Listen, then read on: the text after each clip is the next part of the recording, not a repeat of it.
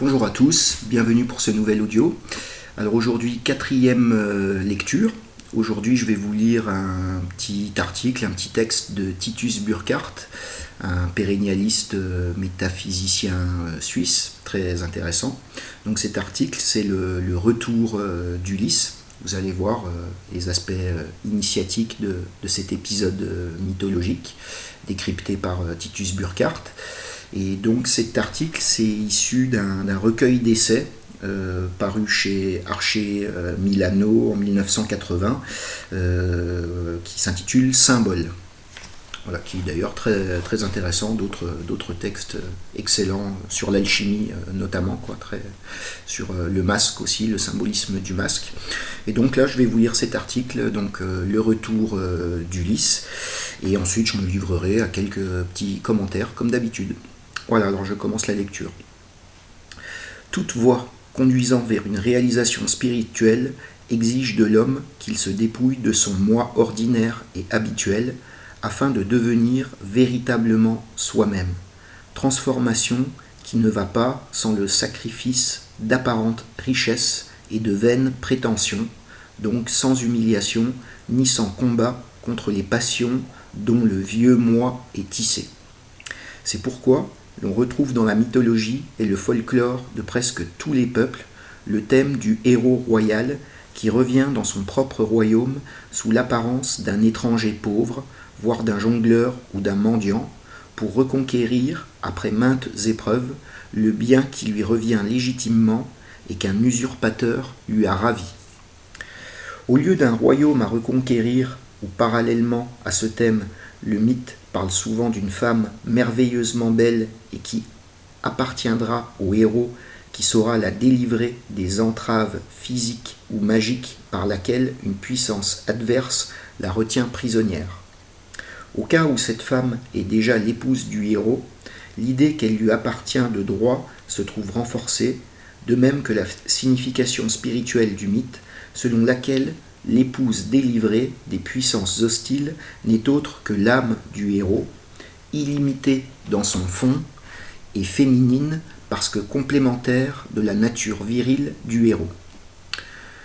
Nous retrouvons tous ces thèmes mythologiques dans la dernière partie de l'Odyssée, celle qui décrit le retour d'Ulysse à Ithaque et à sa propre maison, qu'il trouve envahi par de jeunes prétendants à la main de sa femme, qui dilapident son bien et lui font subir toutes sortes d'humiliations jusqu'au moment où il se fait connaître, non seulement comme le maître de la maison, mais comme leur juge impitoyable et quasi divin. C'est cette partie de l'épopée également qui comporte les allusions les plus directes au domaine spirituel, des allusions qui prouvent que Homère était conscient du sens profond des mythes qu'il transmettait ou adaptait.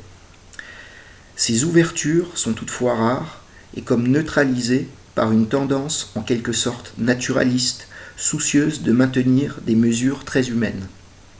Quel contraste avec les grandes épopées hindoues comme le Mahabharata par exemple, ou même avec la mythologie germanique où c'est précisément l'invraisemblable, le démesuré, le discontinu et jusqu'au monstrueux qui marque la présence d'une réalité transcendante.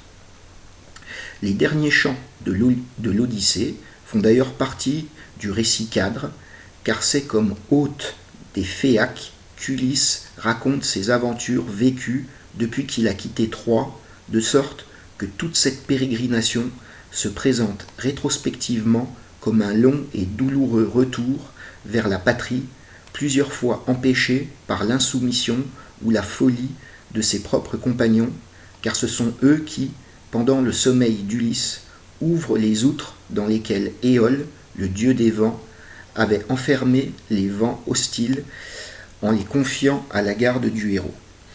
Les forces démoniaques imprudemment libérées rejettent loin de son but la petite flotte. Ce sont encore les mêmes compagnons qui tuent les bovins sacrés du dieu du soleil, attirant ainsi sur eux sa malédiction. Ulysse sera obligé de visiter les régions hyperboréennes et d'y consulter l'ombre de Tirésias avant de reprendre le chemin de la patrie, n'est sauvé que lui seul sans ses compagnons, naufragé et dépourvu de tout bien, il atteint finalement l'île des Phéaques qui l'accueille généreusement. Ils le transporteront à Ithaque et le déposeront dormant sur la plage. Ainsi, Ulysse atteint la patrie tant désirée sans le savoir, car lorsqu'il se réveille, il ne reconnaît d'abord pas le pays, voilé par des brumes, jusqu'à ce qu'Athéna, sa divine protectrice, fasse lever le brouillard et lui montre sa terre natale. En cet endroit se situe la fameuse description de la grotte des nymphes, dans laquelle Ulysse, suivant le conseil d'Athéna, cache les précieux cadeaux reçus des Phéaques. Selon Porphyre, le disciple et successeur de Plotin, cette grotte est une image du monde entier, et nous verrons par la suite sur quoi repose cette interprétation. Une chose est certaine, la visite de la grotte par Ulysse marque l'entrée du héros dans un espace sacré.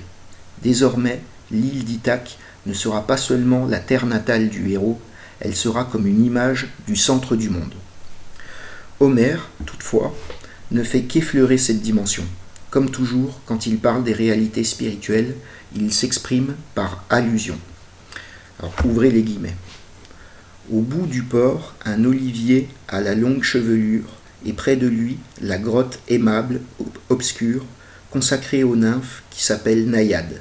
À l'intérieur, il y a des coupes et des amphores de pierre où les abeilles conservent le miel.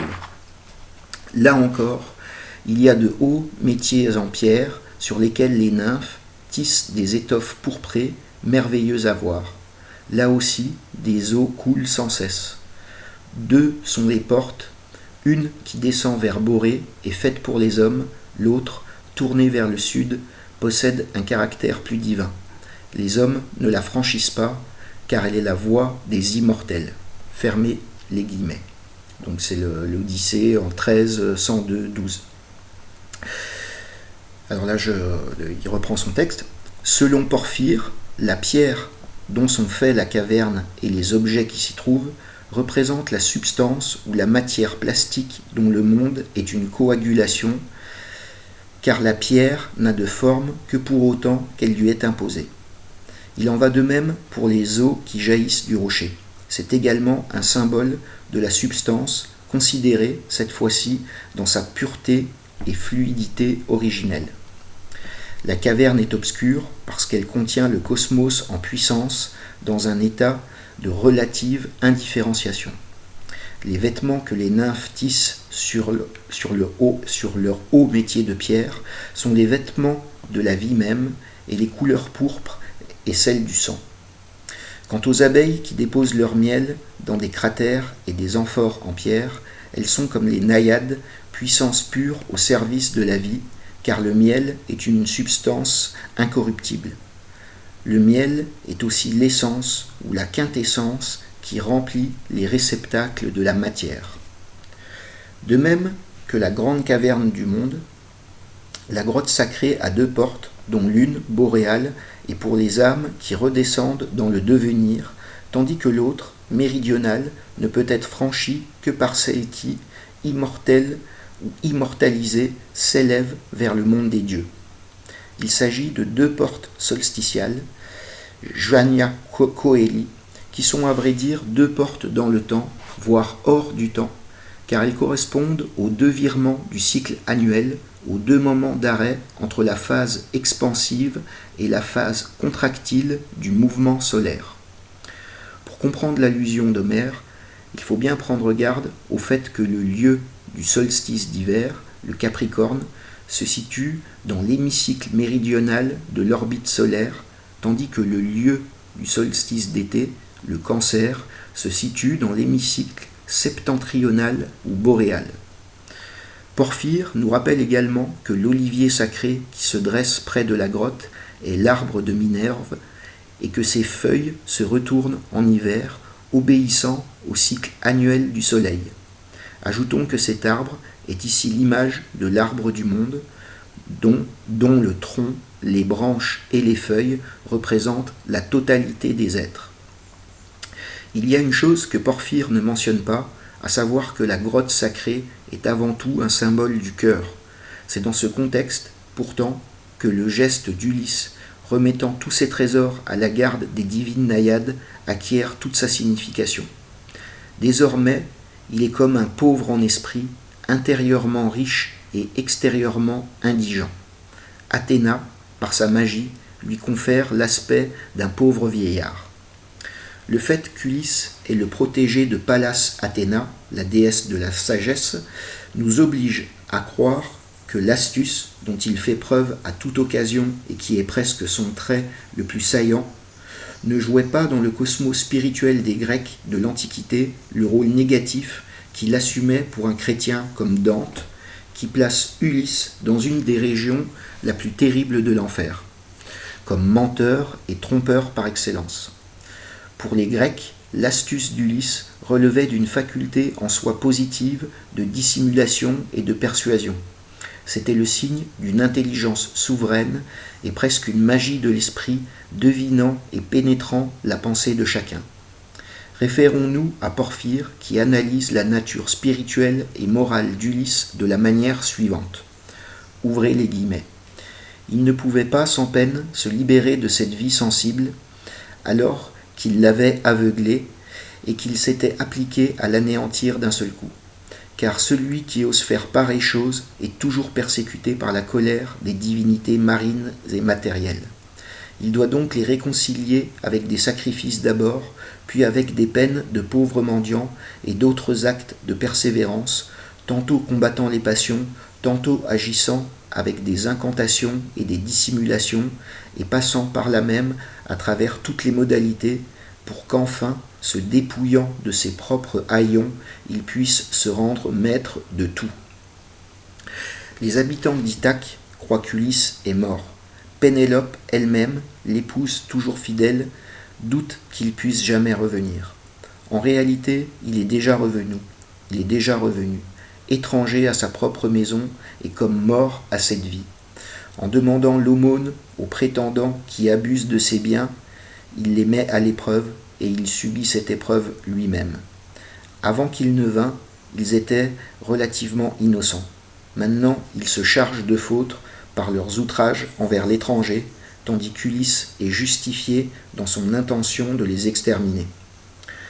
Selon un aspect plus intérieur des choses, les orgueilleux prétendants sont les passions qui, dans le cœur même du héros, ont pris possession de son héritage inné et qui cherchent à lui ravir son épouse, le fond pur et très fidèle de son âme. Cependant, dépouillé de la fausse dignité de son moi, devenu pauvre et étranger à lui-même, il voit ses passions telles qu'elles sont, sans illusion, et décide de les combattre à mort. Afin de provoquer une ordalie, Ulysse suggère lui-même à sa femme d'inviter les prétendants à un concours de tir à l'arc. Il s'agit de bander l'arc sacré appartenant au maître de la maison et d'envoyer une flèche à travers les trous de 12 haches alignées et plantées dans le sol. Le concours a lieu lors de la fête d'Apollon, car l'arc est l'arme du dieu solaire. On se rappellera à ce propos les épreuves analogues que subissent, selon la mythologie hindoue, certains avataras de Vishnu, tels Rama et Krishna, et jusqu'au jeune Gautama Bouddha. C'est toujours l'arc du dieu solaire qu'il bande. Les 12 haches plantées dans le sol et à travers les trous desquels il fallait tirer la flèche représentent les 12 mois ou les 12 demeures zodiacales qui jaugent la voie du soleil. La hache est un symbole de l'axe, ainsi que l'indique son nom germanique, axt en allemand et axe en anglais, et le trou de la hache, qui devait se situer en tête du manche, correspond à la porte axiale du soleil lors du solstice. Or, il n'y a que 2 solstices dans l'année, mais chaque mois correspond, en principe, à un cycle lunaire analogue au cycle solaire et comportant à son tour un passage axial répétant en quelque sorte le solstice, d'où la série des 12 haches. Leur nombre rendait d'ailleurs l'épreuve plus difficile. Nous ne savons pas avec certitude quelle forme avaient les haches auxquelles pensait Homère. Elles pouvaient être des haches de guerre simples, elles pouvaient aussi avoir la forme de haches crétoises à double lame. Dans ce dernier cas, leur signification à la fois axiale et lunaire était particulièrement évidente, car les deux lames de la bipénis ressemblent aux phases opposées de la Lune, à la Lune croissante et à celle décroissante, entre lesquelles se situe en effet l'axe céleste. Le trajet de la flèche symbolique donc la voie du Soleil. On pourrait objecter que cette voie n'est pas une ligne droite, mais un cercle. Or, la voie du Soleil ne se situe pas seulement dans l'espace, mais également dans le temps, qui se compare à une ligne droite. D'un autre côté, la flèche, comme telle, symbolise le rayon que le dieu solaire darde sur les ténèbres. La puissance du Soleil est à la fois son et lumière. Lorsqu'Ulysse seul réussit à bander l'arc sacré et qu'il en avait fait vibrer la corde à la voix d'Hirondelle, ses ennemis tressaillent et pressentent la fin terrible qu'il leur prépare, avant même qu'il ne leur ait révélé sa vraie nature, celle du héros protégé d'Athéna. La description du massacre qui suit est à ce point horrible qu'elle nous répugnerait. N'était-ce pas qu'Ulysse incarne la lumière et la justice, tandis que les prétendants représentent les ténèbres et l'injustice? Ce n'est qu'après avoir tué les prétendants et purifié la maison de fond en comble qu'il se fait connaître à son épouse. Pénélope, avons-nous dit, représente l'âme dans sa pureté originelle, épouse très fidèle de l'esprit. Le fait qu'elle tisse chaque jour son vêtement nuptial et en défait chaque nuit le tissu pour tromper ses prétendants indique que sa nature est apparentée à la substance universelle, principe à la fois virginal et maternel du cosmos. Comme elle, la nature, Phusis dans l'hellénisme ou Maya dans l'hindouisme, tisse et dissout la manifestation selon un rythme sans cesse renouvelé. L'union tant désirée du héros avec l'épouse fidèle signifie donc le retour à la perfection primordiale de l'état humain. Ceci, Homère l'indique clairement, et par la bouche même d'Ulysse, lorsque celui-ci nomme les signes par lesquels sa femme le reconnaîtra. Personne, hormis lui et elle, ne connaissait le secret de leur lit nuptial, comme Ulysse l'avait construit et rendu inamovible. De sa propre main, il avait muré leur chambre nuptiale autour d'un vieux et vénérable olivier dont il coupa ensuite le tronc à la hauteur d'un lit, taillant dans la partie solidement enracinée le support de la couche faite de courroies tressées. Comme dans la description de l'antre des nymphes, l'olivier est l'arbre du monde. Son huile qui nourrit, guérit et alimente les lampes est le principe même de la vie, Tejasa selon la terminologie hindoue. Le tronc de l'arbre correspond à l'axe du monde et le lit taillé dans ce tronc se situe symboliquement au centre du monde, à l'endroit où les oppositions et les complémentaires, comme l'actif et le passif, l'homme et la femme, l'esprit et l'âme, s'unissent. Quant à la chambre nuptiale, bâtie autour de l'arbre, elle représente la chambre du cœur, à travers lequel passe l'axe spirituel du monde et dans lequel s'accomplit le mariage de l'esprit et de l'âme. Voilà, donc c'est la fin de cet article, très intéressant. Donc je ne vais pas revenir sur le symbolisme parce qu'il l'a très bien décrit, mais on voit à travers cet article que la mythologie, sous les traits d'un roman d'aventure, de pérégrination d'un héros, qui peuvent même parler à des enfants, par exemple, et qui peuvent être très intéressants dans leur forme, recèle derrière un symbolisme ésotérique, un fond spirituel, donc qui se laisse voir à ceux qui peuvent comprendre justement cette symbolique. Donc on voit toujours la symbolique du héros qui va symboliser l'âme haute, l'esprit qui est obligé de se dépouiller, d'être pauvre en esprit, comme il l'a très bien dit. On voit qu'il est sous la forme d'un mendiant. Donc ça par exemple, ça se retrouve tout à fait dans le soufisme ou dans les évangiles. Quand Jésus parle de pauvre en esprit, c'est ça, c'est se rendre vide pour accueillir le divin en soi, accueillir la sagesse. On voit qu'il est accompagné par Athéna.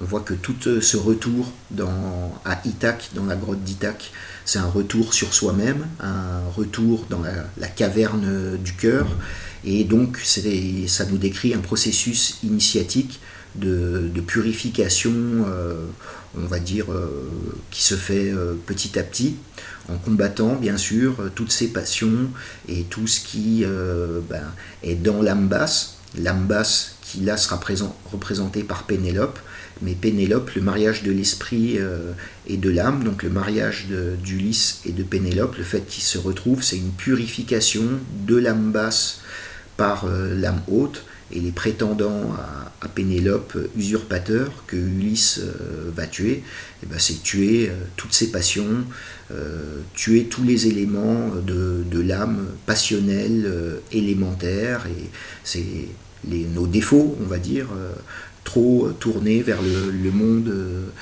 périssable, l'égoïsme et l'accaparation du matériel et des choses éphémères et périssables. Donc on voit là le mariage spirituel, la coïncidence des opposés.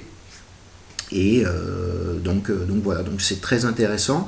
Je parle de tout ce processus dans mon petit livre Le chemin vertical. Je crois que je parle d'ailleurs de cet épisode d'Ulysse et du voyage d'Ulysse, car énormément de mythes, d'aventures et de chemins, de pérégrinations, de navigation nous renvoient à ce processus initiatique qui au final se passe en nous-mêmes et pas dans le monde extérieur. Donc c'est un chemin vertical beaucoup plus qu'un chemin horizontal. Je vous mettrai aussi en lien une petite vidéo que j'aime beaucoup et qui n'a pas fait beaucoup de vues sur ma chaîne, où je décrypte un autre mythe, et il y a beaucoup de ressemblances avec cet épisode d'Ulysse. C'est l'hymne de la perle, qui est un mythe gnostique alexandrin, où on voit également un héros qui se dépouille et doit retourner dans sa patrie originelle. Voilà, donc j'espère que ça vous a intéressé. N'hésitez pas à mettre un petit pouce bleu, à vous abonner si ce n'est pas déjà fait. J'ai fait pas mal d'émissions là sur d'autres chaînes, chez David de En route vers l'autonomie, chez Fabien de Histoire et Conscience. Et je reviendrai samedi pour une libre antenne. Voilà, samedi soir. Bah écoutez, portez-vous bien. Je vous ai mis aussi le lien du Tipeee et de mon dernier livre pour les gens qui veulent soutenir mes travaux. Voilà. Et bah écoutez, à très bientôt.